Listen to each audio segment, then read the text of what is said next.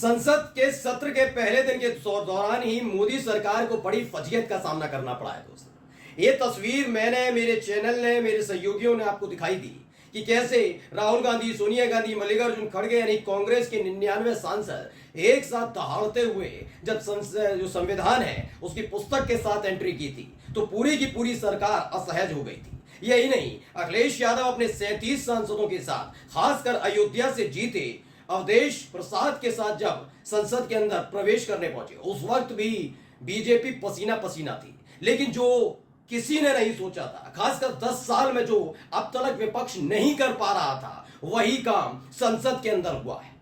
मोदी जी का चेहरा देखने लायक था। मोदी जी नहीं, उनकी कैबिनेट का एक एक मंत्री बड़ा डरा हुआ और सहमा हुआ नजर आ रहा था, क्योंकि अब तक 10 साल तक मनमर्जी से जो संसद चलाई जाती रही, सारी संवैधानिक संस्थाओं का माहौल उड़ाया जाता रहा, अब वो विपक्ष करने नहीं दे रहा है। राहुल गांधी सीधे सीधे सरकार से भिड़ गए और जो कुछ हुआ है आज एक एक तस्वीर आपको दिखाने जा रहा हूं और उस तस्वीर को देखकर समझ लीजिए जब तक प्रधानमंत्री के पद पर मोदी जी बैठे हैं तब तक कैसे वो परेशान और टेंशन में नजर आएंगे। नमस्कार, मैं हूं प्रज्वल गौतम और आप देख रहे हैं टाइम्स एक्सप्रेस। वैसे तो एक एक तस्वीर हम लगातार आप तक पहुंचा रहे हैं और आपका प्यार हम तक पहुंच भी रहा है कि एक एक सटीक खबर हमने सबसे पहले आप तक पहुंचाई। लेकिन आज की एक खबर सबसे महत्वपूर्ण है दोस्तों, क्योंकि इसमें आपको प्रधानमंत्री नरेंद्र मोदी जो अटखेलियां करते थे, जो तरह तरह के इशारे किया करते थे, अपने विरोधी यानी अपनी विपक्षी पार्टियों के नेताओं का माहौल संसद के अंदर उड़ाया करते थे, वो बड़े बेहद खामोश थे। लेकिन राहुल गांधी अलग ही शैली में नजर आए जब प्रधानमंत्री नरेंद्र मोदी शपथ लेने पहुंचे सांसद की। उस वक्त अखिलेश यादव और राहुल गांधी ने मिलकर संविधान की प्रतियां लहरा दी थी। पहले वो वीडियो देखिए आप। प्राइम मिनिस्टर श्री नरेंद्र मोदी,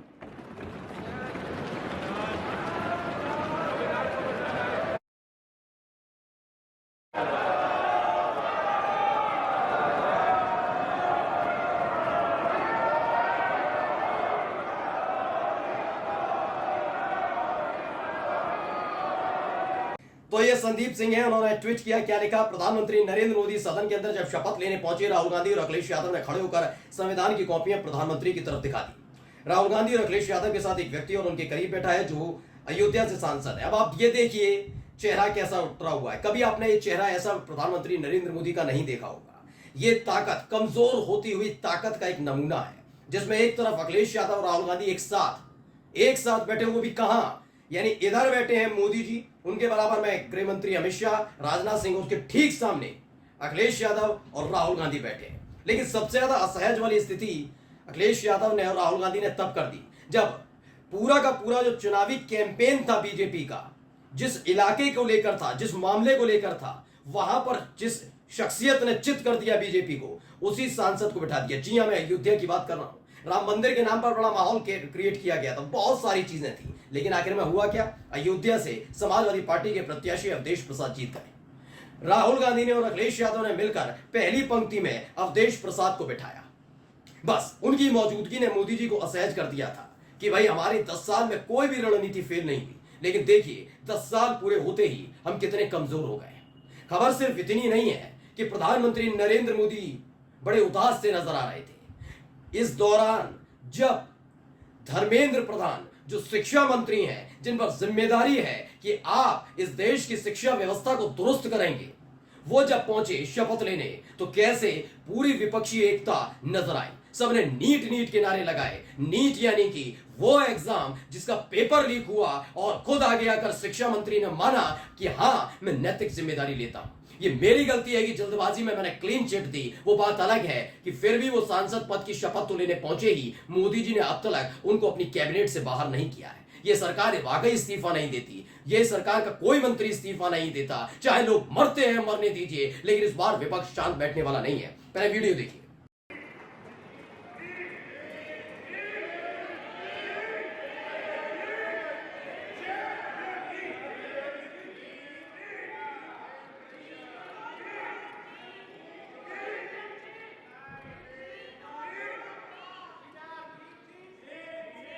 तो देखिए, कांग्रेस ने ऐसे ट्वीट किया, क्या लिखा। शिक्षा मंत्री संसद में शपथ लेने पहुंचे, नीट के लगे नारे, इंडिया गठबंधन ने सदन में उठाई छात्रों की आवाज। अब आप तस्वीर देखिए, जैसे ही धर्मेंद्र प्रधान चढ़ते हैं सीढ़ियां, नीट के नारे लगते हैं, एक कैमरा जरा जाता है, सरकार के जो सत्ता पक्ष की तरफ बैठे हुए लोग हैं उनका चेहरा लटक जाता है।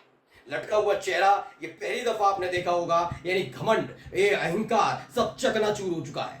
मोदी सरकार का घमंड, हेकड़ी, अकड़ सब कुछ चकनाचूर हो चुकी है। अब आपको वो तस्वीरें दिखाने जा रहा हूं जो शुरुआत में आई थी, वो हमने आपको दिखाई भी थी। बड़ी दिलचस्प तस्वीरें थी। राहुल गांधी नजर आ रहे हैं, आप देख रहे होंगे। इसमें आपको मल्लिकार्जुन खड़गे भी नजर आ रहे होंगे। चलने में थोड़ी परेशानी है उनको, लेकिन पहुंचे वो। सोनिया गांधी भी हैं। इनके हाथ में जो आप लाल रंग की किताब देख रहे हैं, दरअसल ये संविधान की प्रतियां हैं।